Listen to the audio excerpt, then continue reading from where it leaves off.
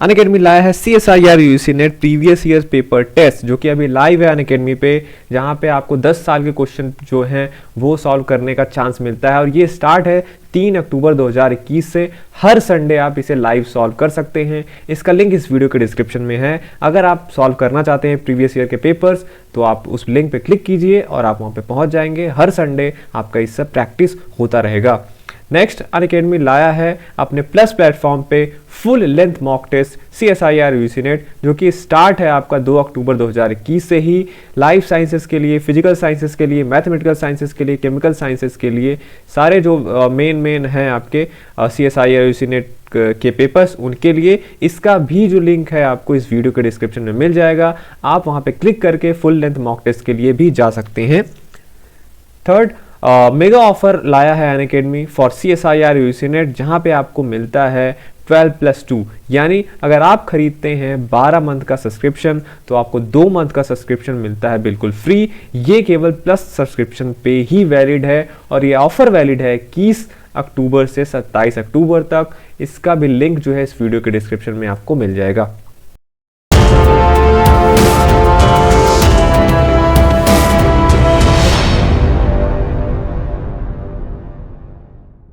Hello friends, welcome to channel masters of botany. Again मैं हूं आपका दोस्त विनय कुमार सिंह। हम सॉल्व करा रहे थे राजस्थान में जो अभी बॉटनी असिस्टेंट प्रोफेसर का एग्जाम हुआ था उसका सेकेंड पेपर का, और हमने जो है 95 तक के जो क्वेश्चंस थे वो सॉल्व करा दिए थे। अब इस वीडियो में हम देखते हैं क्वेश्चन नंबर 96 से।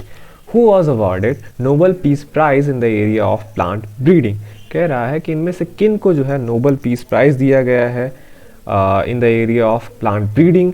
तो आप देखेंगे कि यहाँ पे जो नॉर्मन अर्नेस्ट बोरलाग हैं, ये एक अमेरिकन एग्रोनॉमिस्ट थे जिन्होंने ग्रीन जो रिवोल्यूशन है उसकी नींव रखी थी, और इन्हें ही नोबेल प्राइज़ दिया गया था। तो ऑप्शन नंबर 4 सही है। क्वेश्चन नंबर 97 पे आते हैं। Consider the following statement plastid, यहाँ पे प्लास्टिड होना चाहिए था। Plastid inheritance in 4 o'clock plant, kappa particles in Paramecium, kernel colour in. Wheat पे बोला है कि which one of the above are the example of cytoplasmic inheritance. तो ये 3 चीज़ें आपको बताई गई। इनमें आपको बताना था कि साइटोप्लाज्मिक इनहेरिटेंस जो होता है उसके एग्जाम्पल कौन कौन से हैं। तो आप देखेंगे जो प्लास्टिड इनहेरिटेंस होता है 4 o'clock प्लांट में, वो एक साइटोप्लाज्मिक इनहेरिटेंस का एग्जाम्पल है। और जो कपा पार्टिकल्स रिपोर्टेड हैं पैरामीशियम में, वो भी एक साइटोप्लाज्मिक इनहेरिटेंस में आता है। लेकिन कर्नल कलर ऑफ वीट अगर आपने पढ़ा होगा जेनेटिक्स में, तो ये एसोसिएटेड है किससे? क्वांटिटेटिव इनहेरिटेंस से। ये साइटोप्लाज्मिक इनहेरिटेंस से एसोसिएटेड नहीं है, तो इसीलिए पूछा है कि एग्जाम्पल कौन सा होगा, तो ए और बी होगा। तो इस वजह से इसका ऑप्शन सेकेंड सही होगा। क्वेश्चन नंबर 98 पे आते हैं। विच one of the following is a free living nitrogen fixing bacteria.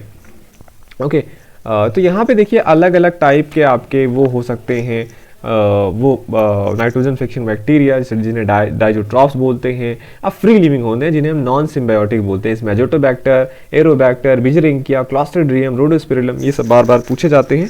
ये सब इनमें से आते हैं। वहीं कुछ सिम्बायोटिक होते हैं, न्यूड्यूल फॉर्मिंग और नॉन न्यूड्यूल फॉर्मिंग। नॉन न्यूड्यूल फॉर्मिंग में अगर हम देखें इनाबिनोस्टॉक, न्यूड्यूल में आप देखेंगे क्लिस्बिएला, राइजोबियम, ये सब न्यूड्यूल फॉर्मिंग है। तो इसमें से फ्री लिविंग आपका कौन सा है? एजोटोबैक्टर। क्वेश्चन नंबर 99 पे आते हैं। Which of the following is an insecticidal protein gene.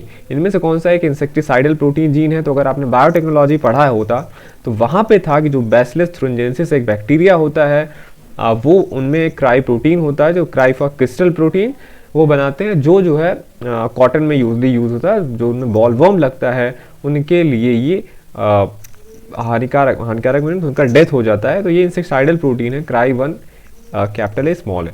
Okay, और सारे जो जीन्स हैं ये अलग अलग जीन है। क्वेश्चन नंबर 100 पे आते हैं। Which of the following secondary metabolites have carbon skeleton made up of isoprene urine. जब आप देखिए सेकेंडरी मेटाबोलाइट पढ़ते हैं तो वहाँ पे है एल्कलॉइड्स, फिनोलिक, ये सब सारी चीज़ें आती हैं। एक क्लास है आपका टर्पीन्स। टर्पीन्स जो होते हैं ये आइसोप्रीन यूनिट के बने हुए होते हैं।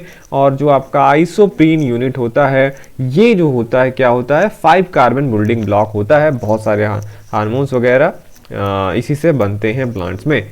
तो थर्ड सही होगा। क्वेश्चन नंबर 101 पे आते हैं। Which of the following methods is use to demonstrate linkage. Linkage को डिमॉन्स्ट्रेट करने के लिए किसका यूज करते हैं? Binomial, lot square method, binomial distribution, neighbour joining method, Ames test. तो जो तीनों हैं नीचे के ये लिंकेज से एसोसिएटेड नहीं है। वही जो लॉट स्कोर है ये एसोसिएटेड है लिंकेज से। ठीक, तो इसका फर्स्ट सही होगा। क्वेश्चन नंबर 102 पे आते हैं, which of the following transgenic food crop में help in solving the problem of night blindness in developing countries. कह रहा है जो डेवलपिंग कंट्रीज में नाइट ब्लाइंडनेस होता है, इनमें से कौन सा ट्रांसजेनिक फूड क्रॉप हेल्प कर सकता है इसके रिडक्शन के लिए या इस प्रॉब्लम को सॉल्व करने के लिए। आप देखेंगे BT soybean, StarLink maize, Flavr Savr tomato, golden rice, these are the transgenic food crops. और नाइट ब्लाइंडनेस एसोसिएटेड मानते हैं ऐसा विटामिन ई से होता है गोल्डन राइस में, क्योंकि वहाँ पे क्या होता है, इसमें एक चीज़ डाला गया है, उसका नाम मैं भूल रहा हूँ, विटामिन ए के वो हैं, ठीक है, प्रिकर्सर कैरोटीनॉइड्स होते हैं और इससे एसोसिएटेड है। ऐसा प्रूफ नहीं हुआ है कि नाइट ब्लाइंडनेस में हेल्प करता है, बट ऐसा सोचा जाता है कि ये प्रॉब्लम सॉल्व कर सकता है। तो इसका एसोसिएशन किससे है, फोर्थ ऑप्शन से गोल्डन राइस से। क्वेश्चन नंबर 103 पे आते हैं, which of the following element plays an important role in nitrogen fixation. तो देखिए नाइट्रोजन फिक्सेशन के लिए मॉलिब्डेनम जो है एक एसेंशियल माइक्रोन्यूट्रिएंट है और ये नाइट्रोजन मेटाबॉलिज्म और प्रोटीन सिंथेसिस के लिए इंपॉर्टेंट है। सिम्बायोटिक जब नाइट्रोजन फिक्सेशन होता है तो जो मॉलिब्डेनम है ये एक आपका जो इंपॉर्टेंट एंजाइम है नाइट्रोजनेज, उसके को फैक्टर के रूप में काम करता है। तो पहला वाला ऑप्शन सही होगा। क्वेश्चन नंबर 104 पे आते हैं, name the multiple degradative strand super bug created by Chakrabarty and coworker. देखिए इंडिया के बंगाल के चक्रवर्ती जी हैं, इन्होंने सुपर बग बनाया था जो कि क्या करते हैं, ऑयल डिग्रेडिंग बैक्टीरिया हैं। इन्होंने कई सारे बैक्टीरिया से कुछ जीन्स लेके एक ये स्यूडोमोनास पुरिडा जो है ये बनाया था और इसे ही हम सुपर बग बोलते हैं। थर्ड ऑप्शन सही होगा। क्वेश्चन नंबर 105 पे आते हैं, which community should be constituted by all institutions handling genetically engineered microorganisms, plants और animals in India for reviewing, approving and monitoring all the projects. तो आप देखेंगे कि ये जो है कि जो जेनेटिकली इंजीनियर प्लांट्स हैं जो या एनिमल्स हैं, इनका रिव्यू करने के लिए, अप्रूव करने के लिए और मॉनिटर जो इस पे प्रोजेक्ट चल रहे हैं उसको करने के लिए कौन सा ऑप्शन है। तो यहाँ पे ये सारे जो हैं आपके जो चारों ऑप्शन दिए गए हैं इनका बहुत सिमिलर है एक दूसरे से जो इनका काम है, पर जो इसमें से इनका एसोसिएशन है ये क्या है, इंस्टीट्यूशनल बायोसेफ्टी कम्युनिटी जो है इसके लिए रिस्पॉन्सिबल है। तो इसका सेकंड वाला ऑप्शन सही होगा। क्वेश्चन नंबर 106 पे आते हैं हम, a gene present on a different locus which suppresses the activity of another gene is known as. देखिए यहाँ पे जो है अगर कोई जीन सप्रेस करती है किसी और जीन की एक्टिविटी को तो इसे एपिस्टैसिस बोलते हैं और इसी का उल्टा हाइपोस्टैटिक होता है। ठीक, कोडॉमिनेंट सप्लीमेंट्री अलग चीज़ें हैं। ये जो प्रोसेस है ये एपिस्टैटिक में आता है।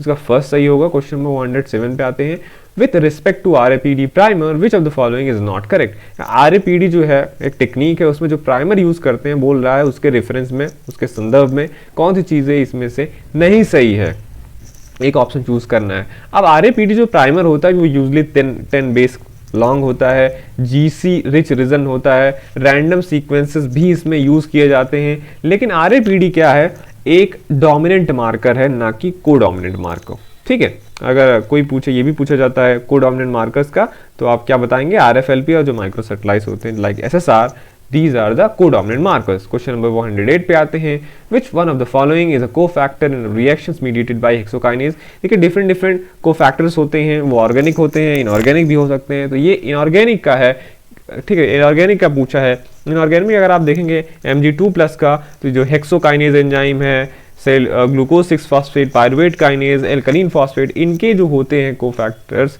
इनऑर्गेनिक वो Mg2+ होते हैं। ठीक है, तो यही ऑप्शन सही होगा। क्वेश्चन नंबर 109 पे आते हैं, the technique which allow simultaneous profiling of the activity of all the gene in an organism और सेल टाइप इज कॉल्ड। ये कह रहा है इसमें से कौन सी टेक्निक है जो एक ही साथ प्रोफाइल कर देती है जो भी सारे जीन एक्सप्रेस हो रहे हैं किसी ऑर्गेनिज्म में, वो क्या कहलाता है। देखिए ये टेक्निक है माइक्रो एरे टेक्निक है। माइक्रो एरे टेक्निक में बहुत सारे जीन होते हैं और एक ही बार में हम सारे जो है उसका एक्सप्रेशन और किसी ऑर्गेनिज्म में उस टाइम पे कौन से जीन का एक्सप्रेशन हो रहा है उसको चेक कर सकते हैं। तो फर्स्ट सही होगा। क्वेश्चन नंबर 110 पे आते हैं, which of the following is a measure of the kinetics of an enzyme reaction. कि एंजाइम के बारे में आप पढ़ते हैं, स्ट्रक्चर, फंक्शन, ये वो काइनेटिक्स वगैरह, तो काइनेटिक्स से रिलेटेड माइकेलिस मेंटन का जो कांस्टेंट ये है, ये एंजाइम के काइनेटिक्स से रिलेटेड है, तो यही इसका ऑप्शन सही होगा। तो ठीक है, ये था क्वेश्चन 110 तक का। नेक्स्ट वीडियो में मैं जो बाकी के सारे हैं 2 पार्ट में आगे खत्म कर दूंगा। ठीक है, तो प्रैक्टिस करते रहिए। एमसीक्यू लगाना बहुत इंपॉर्टेंट चीज़ है, जितना पढ़ना इंपॉर्टेंट है। ओके, तो देखते रहिए मास्टर्स ऑफ बॉटनी और रेगुलरली हमारे साथ कम से कम सॉल्व करते रहिए 15 से 20 क्वेश्चन जो हमारे चैनल पे करते रहते हैं, क्योंकि तैयारी जो है एक दिन की नहीं होती, तैयारी धीरे धीरे होती है और ये चलती रहनी चाहिए। आपका नॉलेज है, बैंक है, वो बढ़ता रहता है।